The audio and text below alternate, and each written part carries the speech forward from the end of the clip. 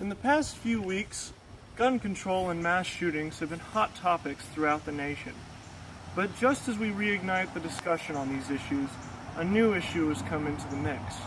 I'm Mark Fearborn reporting with Washburn Student Media, and today we're taking a hands-on look at 3D printed firearms.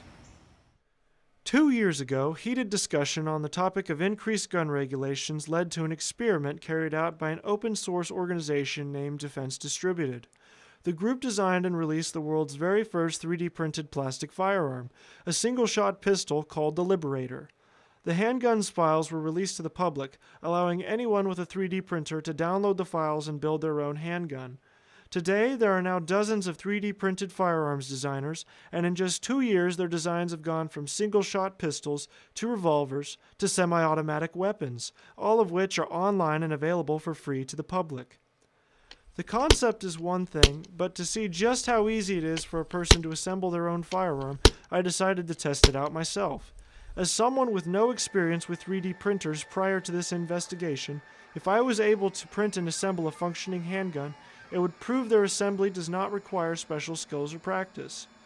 For this experiment, I chose the James R. Patrick Songbird, a newer single-shot pistol recommended by the 3D firearm community. Printing all of the necessary parts for the gun and its assembly took about 3 days. The craziest part of all of this? It's completely legal, as per firearm laws. So long as at least 20% of a firearm is built at home, there is nothing illegal about crafting a gun for personal use.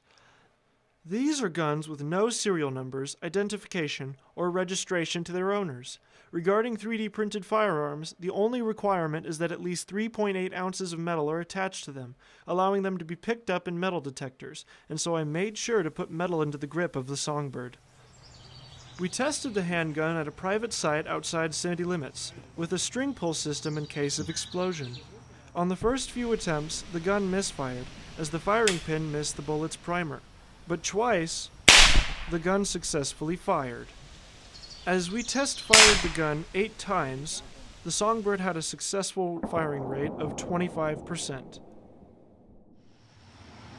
While we experienced some hassle during the operation of this firearm, we learned today that it is entirely possible to 3D print a somewhat functional firearm. What does this mean for gun control, or for the freedom of information, as they now have potentially become tied issues? Only time will tell. I'm Mark Fearborn reporting with Washburn Student Media. Thank you for watching.